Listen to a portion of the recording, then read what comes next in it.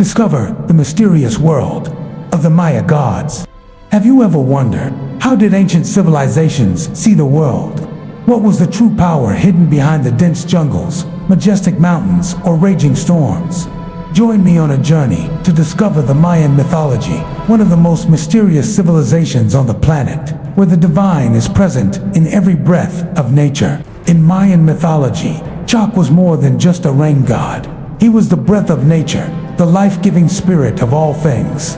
The ancient Maya lived in the harsh lands of Central America, a land of dense forests interspersed with dry lands, where a single rain could determine the survival of an entire community. Chak is depicted as a mighty figure, holding a lightning axe in his hand, with eyes like lightning and a mouth that spouts water. He not only brings rain, but also rules over thunder, tornadoes, and storms.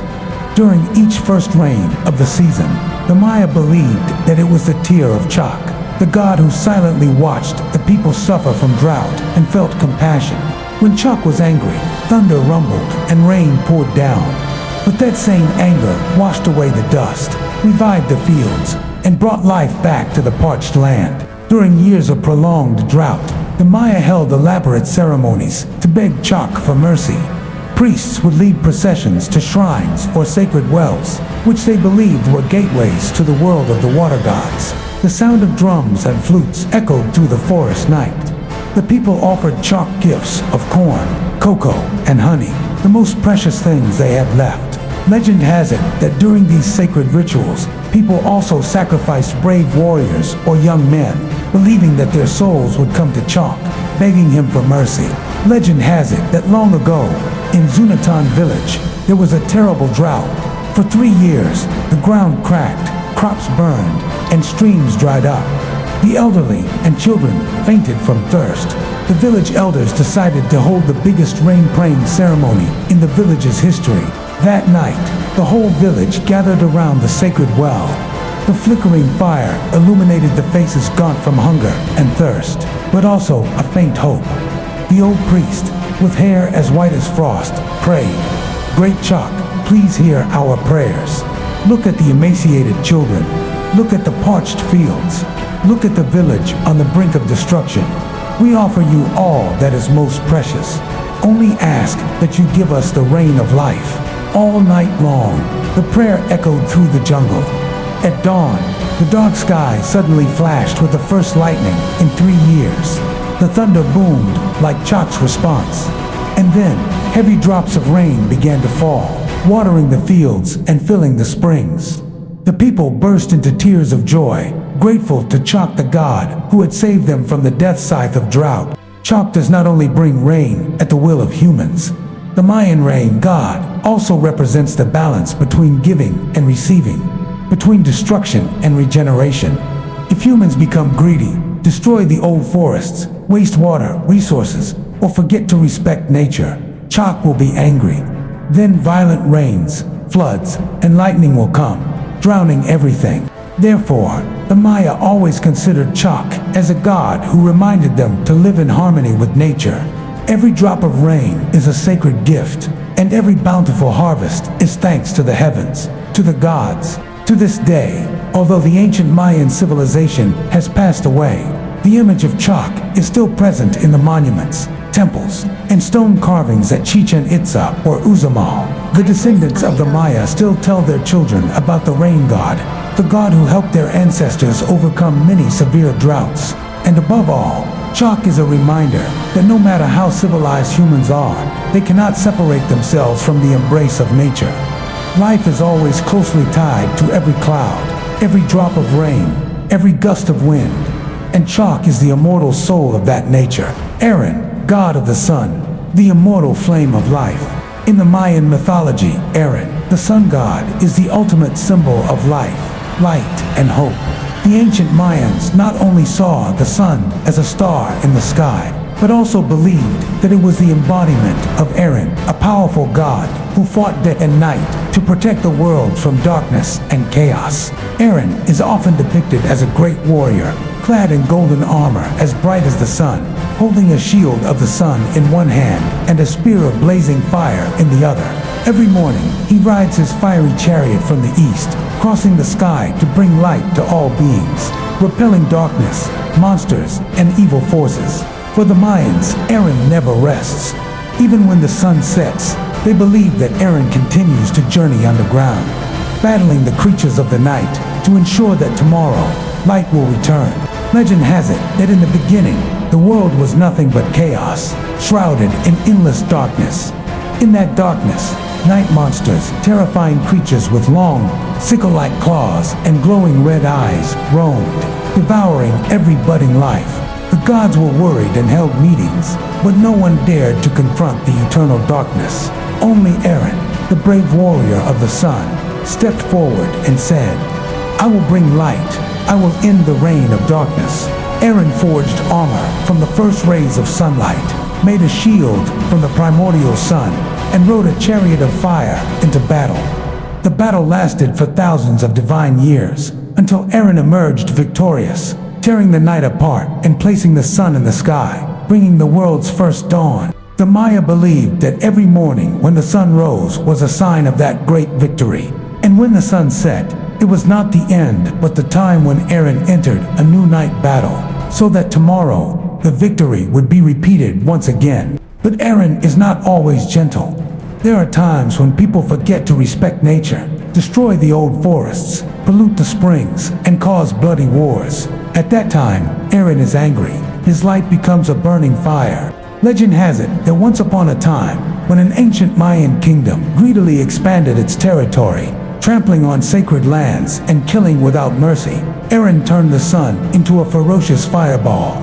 The sunlight burned crops, dried up rivers, and turned fertile plains into parched deserts. Only when the survivors awoke, built temples, offered sacrifices, and prayed with all their hearts, did Aaron's anger subside, and the sunlight became warm again, nurturing life again. The Maya held many rituals to honor Aaron.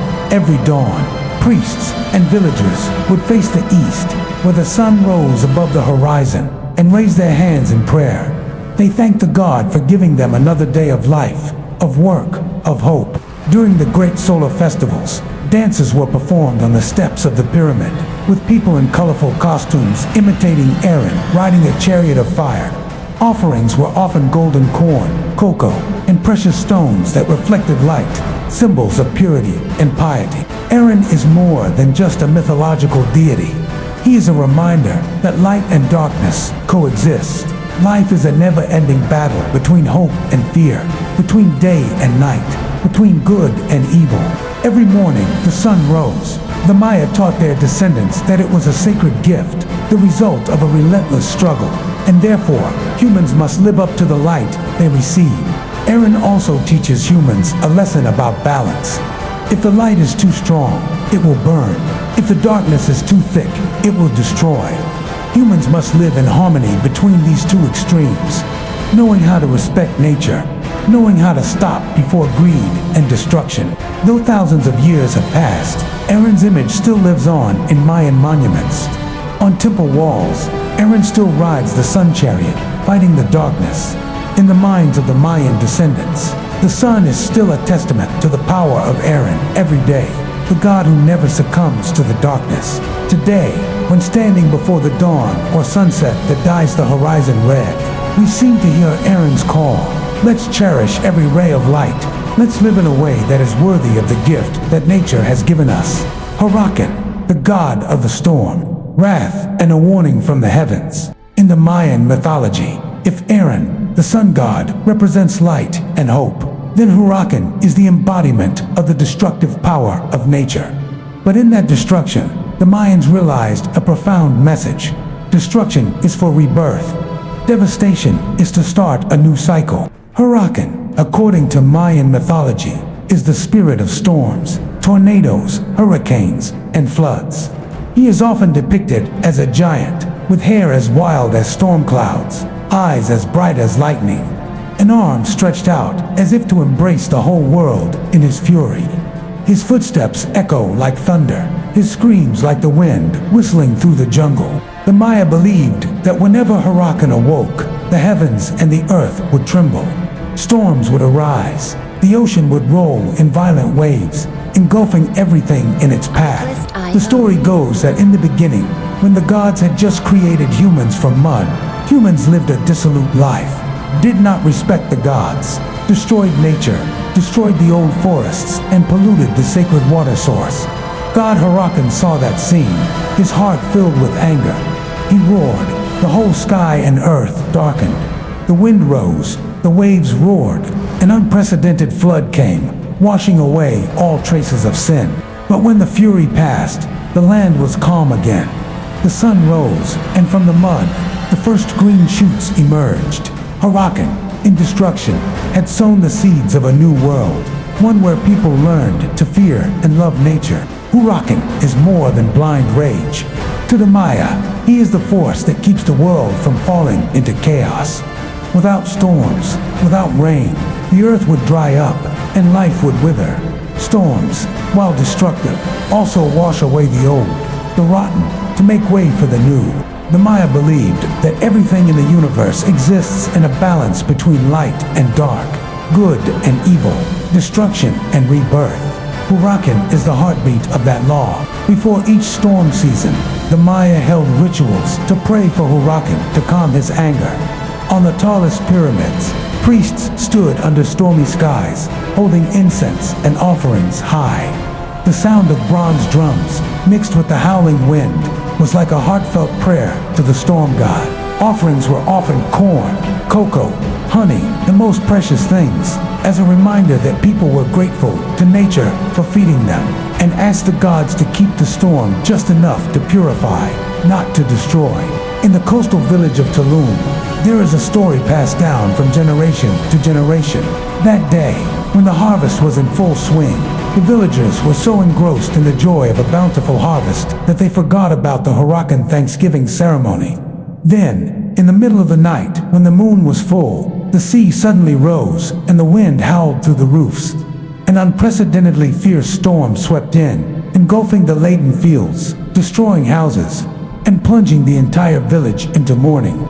Only a handful of survivors remained, and they built a small shrine on the cliff, praying amid the pouring rain. And when their prayers were most sincere, the storm stopped, and the sun shone through the gray clouds.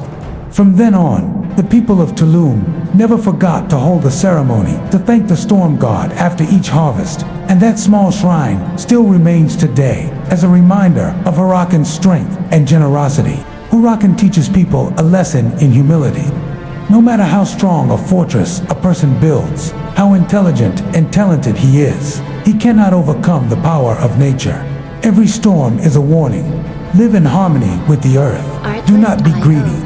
Do not forget that we are just a small part in the rotation of the universe. The Mayas say that when you hear the wind howling in the middle of the night, it is not just a passing wind. It is Hurakan's reminder. Cherish what nature gives you before its wrath rises again.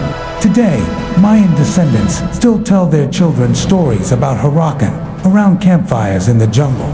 They teach their children not to fear the storm, but to understand it, respect it, and learn to live with it. When the mighty storms blow across the Yucatan Peninsula, the people here still look up at the gray sky and whisper an ancient prayer. Mighty Hurakan, please give us gentle cleansing, revive the land, calm the seas. Balut Chapin, the god of sacrifice, the silent curse between life and death. In the mystical world of the Maya, where gods both protect and test mankind, Balut Chapin appears as a figure both terrifying and sacred. He is the embodiment of sacrifice, the bridge between life and death, between the mortal world and the divine world. The Maya believe that only when blood is shed on the ground can life be revived. Only when there is sacrifice can crops be bountiful and peace be maintained. And Balut Chapin is the god who guards that law. Balut Chapin is depicted with a face covered with a white bone mask, eyes as deep as a dark abyss, a body covered in a cloak woven from darkness, holding a sharp stone knife soaked in the blood of thousands of sacrifices over the centuries. He appears on new moon nights when the sky is so dark that it seems to swallow up all light. During sacrificial ceremonies, the Maya built stone altars, on top of which was a carving of the face of the god Balut Chapin, where priests performed the rituals with utmost reverence. Legend has it that in the beginning, when the gods created the world, the first human was born from corn, a sacred plant that nourishes life. But one day, the land became dry, no rain fell, the crops withered, and people died of hunger and thirst. The gods were merciful, but no one dared to sacrifice themselves in exchange. Only one warrior spirit named Chapin tore his chest open, offering his heart to the earth. Chapin's blood soaked into the earth, causing the first rain to fall, the corn to grow green again, and life to revive. Moved by his sacrifice, the gods granted Chapin's spirit divine status, and from then on, Balut Chapin became the god of sacrifice, guarding the balance between life and death. Every year, when the harvest season was near, the Mayan tribes held a great sacrificial ceremony. In the flickering light of torches and the pounding of bronze drums, people carried offerings to the top of the pyramid: yellow corn, cocoa, honey, the most precious things. But most importantly, the sacrificial blood, a symbol of the resurrection of heaven and earth. The sacrificers were not sinners, but usually brave prisoners or volunteer warriors who believed that dying under the blade of Balut Chapin meant being chosen as messengers to carry human prayers to the divine world. Priests, eyes burning with faith, performed the ritual with deep reverence. Blood flowed down the stone channel to the roots of the corn plants. The blood, the Maya believed, would nourish the earth, ensuring a bountiful harvest. There is an ancient story about the kingdom of Zyko, a land rich in fertile plains. But then, one year, when the greedy king did not perform the sacrifice, hoping to keep the precious wealth, disaster struck. Dark clouds gathered, drought lasted, crops dried up, men collapsed in the fields, children cried from thirst. One night, the king dreamed that Balut Chapin appeared with fiery eyes, asking, "Do you want to keep your wealth or your life?" The next morning, the king was frightened and immediately ordered the most solemn sacrifice, offering Balut Chapin sacrifices and blood. Miraculously, that very night, torrential rain fell, reviving the barren fields. From then on, Zyko became one of the most fertile lands, and the people never forgot to hold a sacrifice to Balut Chapin every new moon. There is an ancient story about the kingdom of Zyko, a land rich in fertile plains. But then, one year, when the greedy king did not perform the sacrifice, hoping to keep the precious wealth, disaster struck. Dark clouds gathered, drought continued, crops were parched, men collapsed in the fields, children cried from thirst. One night, the king dreamed that Balut Chapin appeared with fiery eyes, asking, "Do you want to keep your wealth or your life?" The next morning, the king was frightened and immediately ordered the most solemn sacrifice, offering Balut Chapin sacrifices and blood. Miraculously, that very night, torrential rains fell, reviving the barren fields. From then on, Zyko became one of the most fertile lands, and the people never forgot to hold a sacrifice to Balut Chapin every new moon. Balut Chapin taught the Maya a lesson in sacrifice. In the universe, nothing lasts forever without a trade-off. Just as a corn kernel must rot in the ground before it can grow into a new plant, humans must learn to accept loss for life to continue. The drops of blood that fall to the ground are the source of life, of favorable weather, of good crops. Balut Chapin is a reminder that life and death are not opposites, but are intertwined like two sides of a cycle of reincarnation.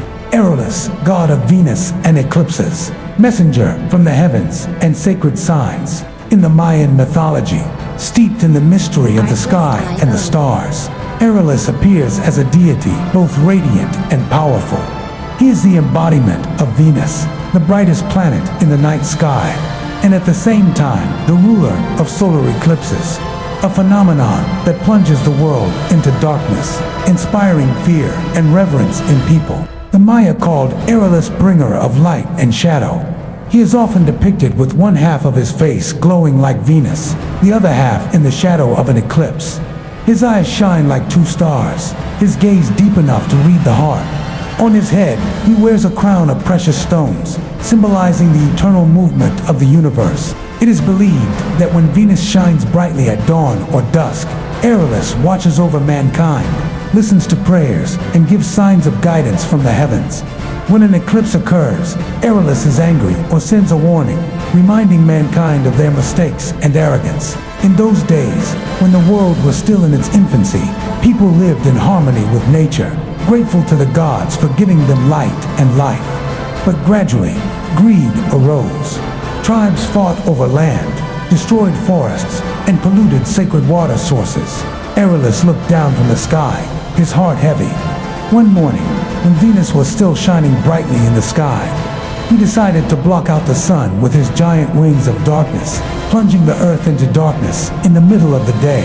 The people panicked. They screamed, offered sacrifices to the temple, and begged for forgiveness from the gods. And when they truly repented, the light returned. Eris withdrew, leaving behind a clear blue sky and an indelible lesson in people's hearts. Never forget to respect nature and the universe. Not only does Eris govern eclipses, she is also the god of Venus, the brightest star, always present at nightfall or dawn. The Maya called Venus the Eye of Eris, always watching over mankind. During war, when Venus appeared near the horizon, it was a sign that Eris was watching the battle, deciding who would win and who would lose. Mayan kings would pray to Venus before going into battle, asking her to grant them wisdom and courage. Legend has it that once, before a battle, the young king of Yaxchilan, Hunaxio, saw the bright star, Venus, in the sky. He prayed to Eris, asking her to show him the way. Indeed, in the dark night, the light of Venus helped Hunaxio discover the enemy's ambush plot, won a resounding victory, and saved the entire city from destruction. The Maya believed that Eris was not only a god of omens, but also a messenger, teaching people to be humble before the vast universe.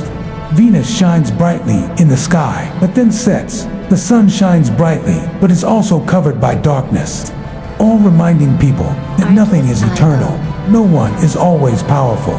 The eclipse is the moment for people to look back at themselves, correct their mistakes, and be grateful for the light that the gods have given them. Through this video, I hope you will not only see the Mayan mythology as ancient stories, but also realize that, somewhere, the messages about balance, respect for nature, or belief in the mysterious things still have value in modern life today. Let's explore all these mysteries with me in the video, and don't forget to like and subscribe to continue entering the world of ancient mythology.